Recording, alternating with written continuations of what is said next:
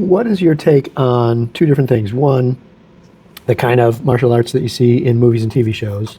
Let's take Marvel characters, for instance. So, if Black Widow is fighting somebody, and that level of skill is absurd, but you take it as a given in that universe that everybody, or anything that involves assassins. We're watching a lot of Fargo, the TV series lately, and when people get to fighting, obviously it's fictional. Yeah. So what's your, when you watch stuff like that, what kind of critical eye are you looking at it with? What's your? I love John Wick. Okay. He's a fighter.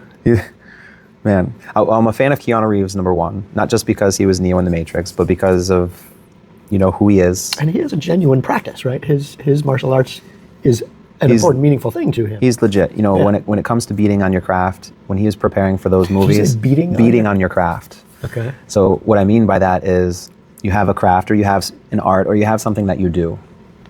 Beating on it means you're practicing it with intent to get better. You're not simply just spending time doing something simply for the love of it, even though you may love it. You see in his performances his intent behind his practice, and they just happen to have a camera on him. He is great. Yeah, I think he's fantastic. Okay. And when it comes to the choreography and the fight scenes and stuff like that, there's definitely a critical eye that goes there. And I try not to do too much of that critical eyeing of movies because I want to be entertained. So I don't readily or typically go, there's no way that would have been possible. Right. You know what I mean? Well, I mean, it's almost part of, you have to know that they are staging something for how great it's going to look on camera and how mind-blowing it's going to look on camera, and that maybe it's not real, don't care. But how it looks on camera is one thing too, because, who was it? Someone was being interviewed. I think it was an MMA fighter, really well known. And the stage director was trying to show this gentleman how to throw a punch so it looked good on camera, as opposed to how the punch was being thrown by a professional fighter. And that was hard for him to understand.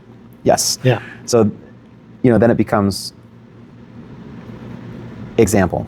When I was growing up, we had hands-on self-defense in Taekwondo where, called blocks and counters. Someone would step in with a punch. That punch would stop here right before your face. And then you would execute a series of movements to remove the punch out from your face, or move the arm, or counter the thing. So somebody does a thing, and then there's a pause while you choose the next action? Correct. Okay. Correct. And one of those actions might have been to drop low, come up with a high X block, spin around, turning the wrist so that your partner now drops face down, and you deliver a kick to the face. One of your simpler moves. One of the simpler ones, yeah. But the thing was, how practical is it? Not very. How effective would it be? Probably not very at all. But hang on, might look great in a movie. Right? So there it is.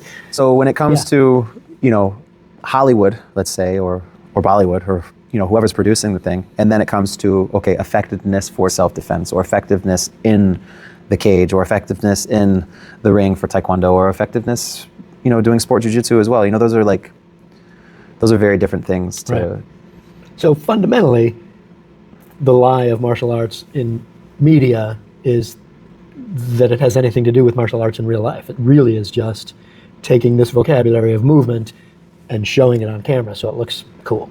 Yes. Yeah. Okay. A lot of it is. And you can still enjoy that and suspend disbelief and get out of the story. I love a good kung fu flick. I don't care if they're flying through the air or not. How about, here's one of my absolute favorites, Crouching Tiger. Hidden Dragon. Crouching Tiger, Hidden Dragon. Yep. Speaking of flying through the air. That they could step on the air. Yes. Right? Which is not entirely without some scientific possibility or validity. Yeah. If you're able to do that, you must teach me the way. You're telling me that I should teach you. Yeah, all right, I gotta drop I would love to be able to walk on air. Right. But that's not for this lifetime. All right. I still want to believe. You may. Because in the physical reality, if you were able to move quickly enough that you could compact the air underneath where your foot was, enough that you could then propel your body focus your chakra at the bottoms of your feet, then you can. Yeah. Naruto is another one. These are enemies. Well, so then part two of that. I still want to go Super Saiyan. So I still have a belief that maybe one day I'll go Super Saiyan, which is. Yeah. What is that? So a Super Saiyan. So Dragon Ball Z.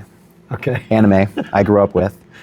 One of the main characters, Goku, is a Saiyan. Saiyan is a race of You could call them aliens if you want, because they're not from Earth. Okay. He was sent to Earth to actually destroy Earth, right?